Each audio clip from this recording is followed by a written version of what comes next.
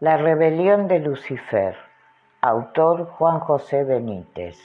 Capítulo 5, parte 1. Al despertar, los ojos de Sinué quedaron prendidos en aquel sol. Jamás había visto algo igual. Su contemplación resultaba singularmente agradable. En lugar de dañar la vista, aquel majestuoso disco negro, situado prácticamente en el cenit, permitía una dilatada observación. Sus rayos, igualmente negros, se derramaban por todo el firmamento. Sin embargo, a una considerable distancia del suelo, la oscura luminosidad procedente del extraño sol parecía desaparecer o detenerse o transformarse. No hubiera podido precisar a qué altura se registraba dicho fenómeno, pero el caso era que, a partir de dicho punto, la negra radiación solar cambiaba o se extinguía, dando paso o siendo sustituida por una claridad amarillenta. Sus propias ropas, sus manos, todo se hallaba teñido por aquella luz alimonada, y fue en ese instante, al contemplar su cuerpo, cuando advirtió que se encontraba tendido sobre una arena igualmente amarilla. Al palparla, identificó el lugar con un desierto o quizás con alguna playa, y cuando se disponía a incorporarse, una mano acarició sus cabellos al tiempo que una voz muy familiar se propagaba clara y dulcemente en el interior de su cabeza. Ya vuelve en sí. Al sentarse sobre la arena, descubrió a su espalda a Nietid. Permanecía de rodillas, sonriente, y con la diadema de letras ciñendo su frente y cabellos. Pero algo había cambiado en su compañera. Bajo la túnica, que había trocado su azul por el amarillo que parecía llenarlo todo, Sinué observó con perplejidad un cuerpo vacío y transparente.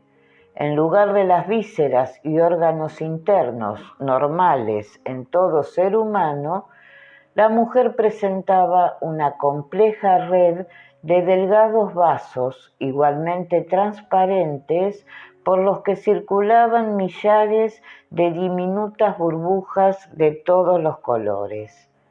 Estos tubos, a la manera de arterias, venas y capilares, partían del centro del tórax, repartiéndose y ramificándose por la totalidad del organismo de Nietid. Sinué cerró los ojos. Dios mío, ¿es que estoy soñando? Aquel pensamiento tuvo una fulminante respuesta. La voz de su amiga volvió a sonar en el fondo de su cerebro. No, Sinué, no se trata de un sueño.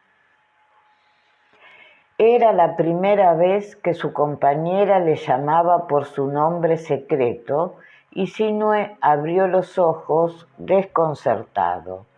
Nietid, sin abandonar su cálida sonrisa, señaló su cuerpo, transparente como el cristal y aparentemente vacío, añadiendo: «No te alarmes, la misión que nos ha sido encomendada requiere que mi anterior y denso cuerpo físico sufra una variación temporal.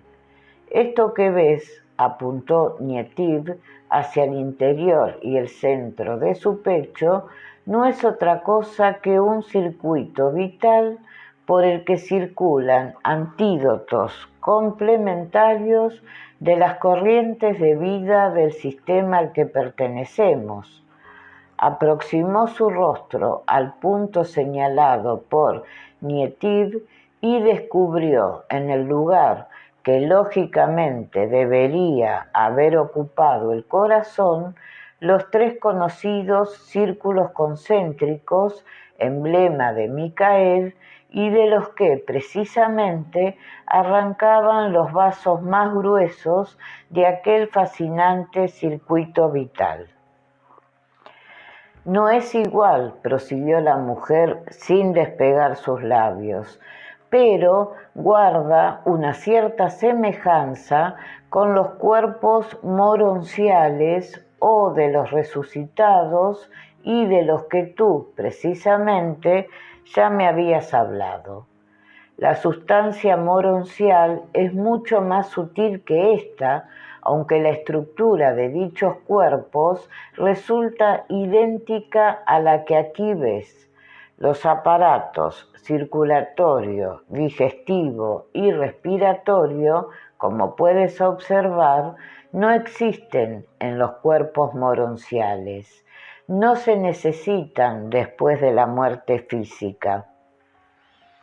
En su lugar, los ángeles resucitadores proporcionan a los humanos evolucionarios estos cuerpos temporales alimentados de una vida que puede ser eterna merced a estos circuitos vitales.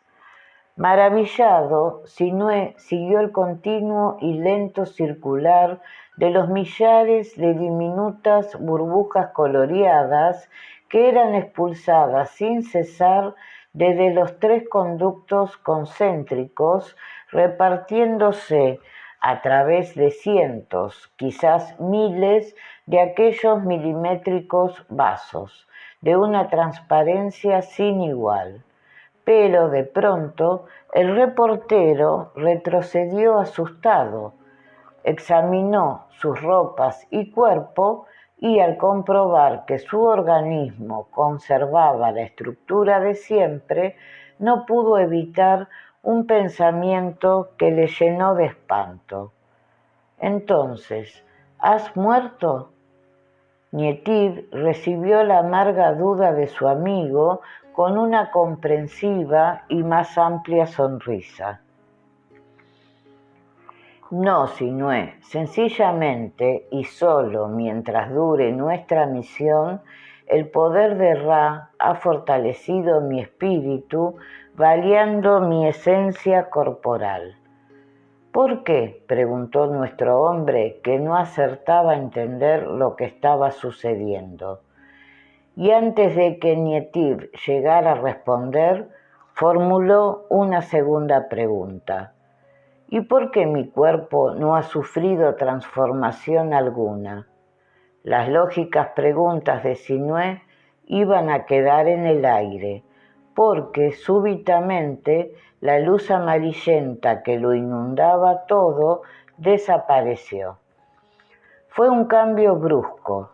La atmósfera tenue y alimonada que les envolvía fue invadida por otra coloración verde tan sutil como la anterior, y los cuerpos, vestimentas y la arena de aquel paraje quedaron impregnados de un tinte esmeralda.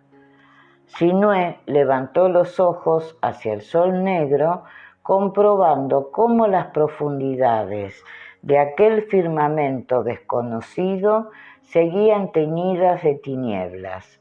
Por debajo, sin embargo, la radiación, ahora verdosa, mantenía su increíble forma de paraguas lumínico. Fue en esos instantes, al incorporarse, cuando divisó el mar. Consternado, giró sobre sus talones, oteando el horizonte que se levantaba frente a aquel océano igualmente verde y dormido.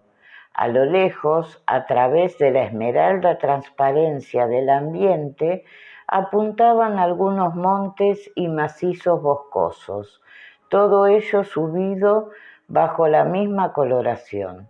Sinué concentró su atención en la playa, escudriñando sus límites. Uno de ellos se perdía en la lejanía, El otro, en cambio, y a escasa distancia de donde se encontraban, aparecía cortado por la abrupta invasión del Roquedo en el mar. ¿Dónde estamos? En esta ocasión, Nietib permaneció en silencio. Ambos, aunque de forma incompleta y confusa, recordaban su experiencia en el claro del bosque. Pero, ¿cómo habían llegado hasta ahí? ¿Qué extraño mundo era aquel? Y el investigador repitió la pregunta que formulase minutos antes del incomprensible cambio de luz. ¿Por qué mi cuerpo no ha sufrido variación alguna? Nietib tomó entre las suyas las manos de Sinué, replicando: no puedo explicarte por qué, pero el poder de las tinieblas solo me busca a mí. Tú, además, tienes a Ra. ¿Ra?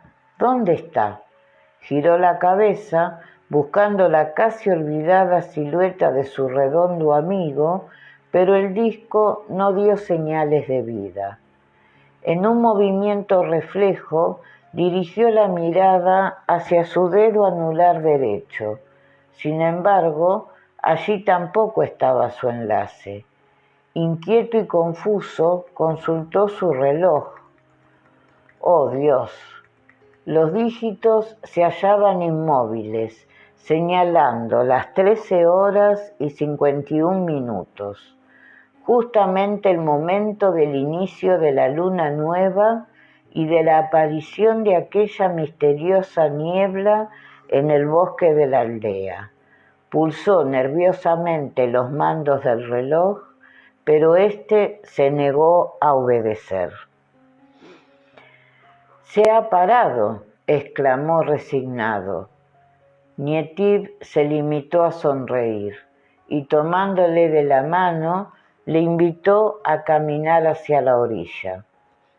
El miembro de la Orden de la Sabiduría, sin poder reprimir su inquietud, volvió el rostro en varias ocasiones tratando de localizar a Ra, y fue en una de esas infructuosas observaciones cuando se percató de otro detalle que le inmovilizó sobre la delicada arena. Nietib, extrañada, le interrogó con la mirada, y Sinué, sin poder articular palabra, o quizás habría que decir pensamiento alguno, señaló sus huellas. Al fin, apenas repuesto de su sorpresa, acertó a decir: «Fíjate, solo quedan mis pisadas, y las tuyas, efectivamente». Aunque los pies de Nietib se hundían en la arena, a diferencia de los de Sinué, aquellos no dejaban huellas. «Tranquilízate», musitó su compañera. «Ya te he dicho que mi cuerpo ha cambiado y aún podrás contemplar otras maravillas por la gracia y el poder de los servidores de Micael». Nietib retrocedió un par de pasos, cerró los ojos y, cruzando sus manos sobre los 3 circuitos concéntricos de su pecho, exclamó: «¡Guau! Emblema del agua, muéstranos el camino». Al instante, ante los atónitos ojos del investigador, una de las letras que componía la diadema de Nietib, la W, intensificó su brillo esmeralda, formándose a su alrededor una pulsante aureola. Y lentamente, la última letra de Nietib fue separándose de la frente de la hija de la raza azul. Sinué, temeroso, se echó atrás. Evidentemente, su antigua amiga no era la que él había conocido en la Casa Azul. A su prodigioso cuerpo de cristal había que añadir un conocimiento que en un primer momento le desbordó. «No temas», repuso Nietib, Wow es parte de mí misma. Sus ojos, sin asomo de desconfianza, seguían las evoluciones de la letra que había empezado a elevarse silenciosa y majestuosamente. La W, envuelta en aquella especie de bruma verde brillante, se detuvo a unos 10 o 15 metros sobre la orilla del mar. Instantáneamente invirtió su posición, convirtiéndose así en una M, y sus dos brazos exteriores, siempre arropados por sendos halos luminosos, se prolongaron hasta hundirse en el manso y silencioso oleaje. Sinué cayó entonces en la cuenta de otro hecho en el que no había reparado. Las olas que rompían incesantemente sobre la arena no hacían el menor ruido, pero absorto en la contemplación de la ahora gigantesca M, olvidó pronto la insólita circunstancia de aquel océano mudo. De pronto el agua, tersa y en reposo hasta entonces, empezó a borbotear frente a los luminiscentes y largos brazos de aquella letra mágica. El mar, bajo el influjo de aquella M o W invertida, siguió burbujeando como si un horno oculto y gigantesco hiciera hervir sus aguas. El borboteo fue haciéndose más y más intenso y, de improviso, entre las verdes pompas gaseosas se destacó un bulto. El soror, al intuir la naturaleza de aquel ser, hizo ademán de interponerse entre los brazos de la letra y su compañera en un intento de protegerla, pero Nietiv le rogó que no se moviera y en silencio caminó hasta situarse bajo la M. Aquel bulto, informe en un primer momento, había seguido emergiendo de entre las agitadas aguas. Sinué no se equivocaba. Ante sí había aparecido una descomunal cabeza de serpiente cubierta de grandes placas que chorreaban abundantemente. Y a la monstruosa cabeza había seguido un cuerpo igualmente escamado y grueso como el tronco de un roble. El animal, impulsado por una fuerza invisible, continuó ascendiendo verticalmente hasta alcanzar la misma altura que la letra. En ese instante, a corta distancia del verde y tenso ofidio, amaneció entre el oleaje lo que, presumiblemente, debía ser la cola del animal. Esta se elevó también dirigiéndose hacia la cabeza. Al poco, la totalidad de la serpiente flotaba a escasa altura de las aguas, adoptando una figura prácticamente circular. Y el mar se tranquilizó. El hervor se extinguió y solo el chorrear del inmenso monstruo alteró brevemente la superficie del océano. La serpiente, ingrávida como una pompa de jabón, abrió entonces sus terroríficas fauces, disponiéndose a devorar su propia cola. Pero Nietiv, atenta, bajó los brazos de la M, lanzó un grito, Samej. Sinué, espantado, vio como la cabeza del reptil giraba en dirección a su amiga, y los vidriosos ojos, enormes como lunas, se tiñeron de sangre. Samej, clamó de nuevo la hija de la raza azul, al tiempo que levantaba su brazo derecho, señalando la corona que tocaba sus sienes. que tu secreto bese mis manos. Indícanos el camino. Y Samej, la serpiente, como si hubiera reconocido a Nietiv, cerró sus amenazadoras fauces, y el escarlata de sus ojos fue difuminándose. La hija de la raza azul extendió entonces sus brazos en dirección al animal, esperando la entrega del secreto solicitado.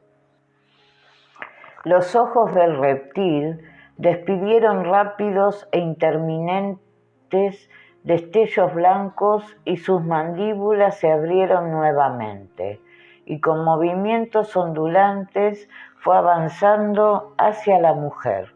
Su cuerpo, sin tocar en ningún momento el agua, parecía reptar por un terreno invisible.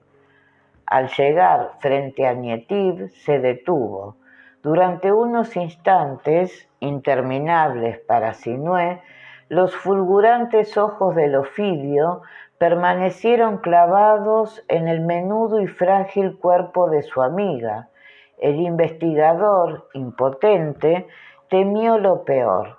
Samej arqueó entonces su reluciente lomo y, muy despacio, hizo descender su cabeza hasta casi tocar las delicadas y transparentes palmas de las manos. En esos críticos momentos, Sinué echó de menos, y de qué forma, la poderosa presencia de Ra. Aquellas fauces, capaces de abarcar un caballo y armadas de una triple fila de dientes largos y curvados como hoces, exhalaban un continuo chorro de humo de un verde más opaco que el que tenía su cuerpo. Las volutas de aquella especie de gas no tardaron en ocultar las manos de Nietiv. Pero ésta, imperturbable, no se movió. Instantes después, Samej retiró su cabeza, irguiéndose y cerrando la descomunal boca. Las palmas de la mujer seguían envueltas en el impenetrable aliento que, poco a poco, iba disipándose. El monstruo, surgido de las aguas, retornó al punto sobre el que había aparecido, adoptando de nuevo la figura de gran círculo o rueda, y cuando el extremo de su cola tocaba ya la cabeza, Samej separó sus mandíbulas, empezando a devorarse a sí misma. En cuestión de segundos, los 30 metros o más que alcanzaba el cuerpo del reptil quedaron engullidos.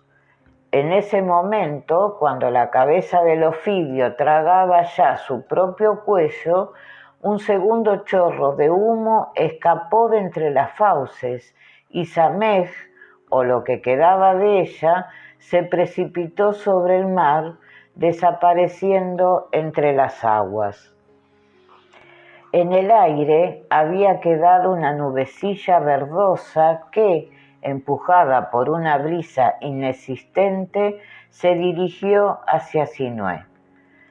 De momento, el perplejo investigador no se percató del lento pero constante desplazamiento de la nubecilla verdosa. Una vez desaparecida la misteriosa criatura, su atención se había detenido de nuevo en Nietiv, concretamente en sus manos. El humo exhalado por Samej había ido disipándose y sobre las palmas podía adivinarse ya algo negro y reluciente. Cuando el verdoso aliento de la serpiente hubo desaparecido, la mujer protegió el misterioso objeto encerrándolo entre sus manos. Acto seguido, abandonó su posición bajo los espigados brazos de la M, regresando al lado de su compañero. Y antes de que éste pudiera interrogarla sobre cuánto había visto, la letra recuperó su tamaño inicial. Giró sobre sí misma y sin prisas se dirigió hacia la diadema de la mujer. Limpia y suavemente, la W ocupó su posición, completando así el nombre cósmico. Nietiv se situó entonces frente al reportero y, extendiendo sus manos cerradas hacia él, le rogó que examinara el secreto de Samej. Sinué obedeció. Disponiendo las suyas en forma de cuenco, las situó bajo las de su amiga y esperó. Cuando Nietiv dejó caer el enigmático objeto entregado por la serpiente, Sinué sintió sobre la piel de sus palmas una superficie fría y con aristas. Su amiga, comprendiendo la curiosidad que le consumía, sonrió divertida. Retiró entonces sus manos, dejando al descubierto una pequeña esfera negra y pulida como la obsidiana, pero sumamente liviana. Al examinarla, Sinué comprobó que en realidad se trataba de una esfera y un cubo perfectamente embutidos el uno en el otro. ¿Qué es?, preguntó Sinué. En su interior se encuentra el secreto de Samej, la que se nutre de su propia sustancia. Solo ella y los rebeldes conocen el camino para descubrir los archivos secretos de Urantia. Sinué palpó aquel cuerpo en busca de algún resorte o ranura que le permitiera abrirlo. Al principio, presa de un temor casi reverencial, se limitó a acariciarlo, pero, por más vueltas que le dio, no acertó a descubrir el sistema o mecanismo de apertura. Al cabo de un tiempo, a pesar de sus esfuerzos, tuvo que rendirse. Interrogó a Nietiv y ésta, por toda respuesta, le formuló una pregunta. Dime, ¿qué puede significar Samej? Como miembro de la Orden de la Sabiduría, había sido adiestrado en la Cábala y súbitamente, al recordar el nombre de la serpiente, empezó a comprender. Samej en hebreo significa besar. Nietiv, satisfecha, aceptó la aclaración y con un leve movimiento de sus traslúcidos labios le invitó a besar la extraña esfera. No sin ciertos reparos, Sinué accedió. La sujetó entre las puntas de sus dedos y la aproximó hasta su boca.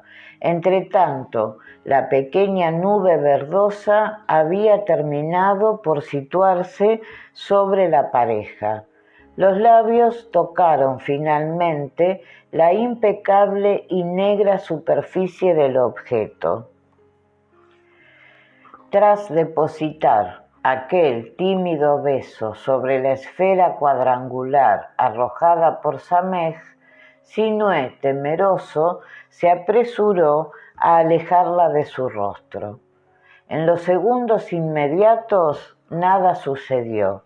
Confundido, cruzó su mirada con la de Nietiv, pero antes de que ninguno de los dos llegara a expresarse, los vértices del cubo o cuadrilátero que se hallaba inmerso en la esfera empezaron a dilatarse. Sinué, sobresaltado, soltó aquel cuerpo, pero en lugar de caer a tierra, se mantuvo ingrávido y sometido a bruscas e intermitentes contracciones. Las aristas del cubo se curvaron y, ante el asombro del investigador, el objeto siguió deformándose como si estuviera siendo moldeado por un escultor invisible. Pronto aparecieron dos profundos orificios y bajo los mismos, como si se tratase de una nariz, un tercer hueco.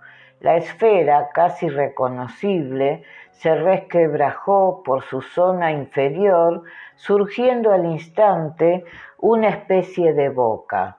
A partir de ese momento, tanto Nietiv como su compañero reconocieron la figura que flotaba a la altura de sus cabezas.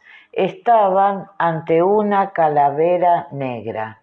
Pero, ¿qué significaba? Una vez finalizado el proceso de transformación, la lustrosa y macabra osamenta abrió su puntiaguda mandíbula inferior y, al instante, la nubecilla se precipitó como un dardo entre la anárquica dentadura de la calavera. Y en un abrir y cerrar de ojos, el humo esmeralda fue absorbido por el cráneo flotante, desapareciendo en su interior. La calavera cerró entonces su boca y, con un suave cabeceo, fue aproximándose al perplejo Sinué. Este retrocedió al tiempo que pedía ayuda a su impasible amiga. Dios mío, Nietiv, pero la descarnada cabeza siguió balanceándose en el aire, acercándose con aquella permanente y helada sonrisa. Quieto, Sinué, clamó al fin la hija de la raza azul. No temas, extiende tus manos.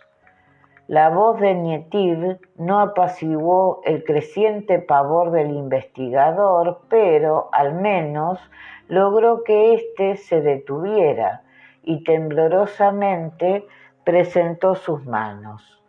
La calavera se inmovilizó entonces a escasos centímetros de la cara de Sinué, y sus tenebrosas y vacías cuencas irradiaron una luz blanca idéntica a la que había visto en los ojos de la serpiente, y algo de pronto apareció en el fondo de aquellos fantasmales ojos. Sinué, di, ¿qué ves? La voz de su compañera sonó nítida. Dime, ¿qué estás viendo? Repitió en tono imperativo. Sinué, pálido, medio hipnotizado por los focos luminosos que brotaban de las cuencas, forzó la vista en un esfuerzo por obedecer a su amiga. Hay algo, tartamudeó. ¿Qué, Sinué? Inquirió Nietiv con impaciencia. Sí, veo una figura. No, son dos, parecen iguales. Cada una se encuentra en un ojo, pero Nietiv le animó para que prosiguiera. No es posible, musitó nuestro hombre. Esa figura es... Y antes de que pudiera describirla, los ojos de la calavera se apagaron. Sin perder el monótono cabeceo, la osamenta retrocedió y, situándose por encima de las sudorosas palmas del investigador, abrió de nuevo sus mandíbulas. Sinué, con la mirada extraviada, parecía ajeno a todo cuanto le rodeaba. Un súbito y potente chasquido terminaría por devolverle a la realidad. Sin previo aviso, la calavera había cerrado su mandíbula inferior, haciendo chocar violentamente sus brillantes y negras piezas dentarias. Como consecuencia del golpe, un puñado de dientes saltó por los aires y, pausadamente girando sobre sí mismos ingrávidos, fueron a caer sobre las abiertas manos del Soror. Sinué, sobresaltado por el entrechocar de la dentadura, a punto estuvo de olvidar la orden de Nietiv y retirar sus manos. Sin embargo, las piezas fueron cayendo una tras otras sobre las palmas. Nada más tocar la piel, Sinué descubrió maravillado cómo cada uno de los oscuros dientes se convertía en un número. Primero apareció un 3, el siguiente se transformó en un 1, a este le siguió un 4, después otro 1, un 5, un 9, un 2, un 6, hasta que finalmente la última pieza dentaria descendió sobre las manos, cambiando su forma por otro diminuto 9, tan azabache y reluciente como sus hermanos. Nietiv y su compañero, extasiados, no se atrevieron a reaccionar. ¿Qué era y qué significaba aquel caótico puñado de números?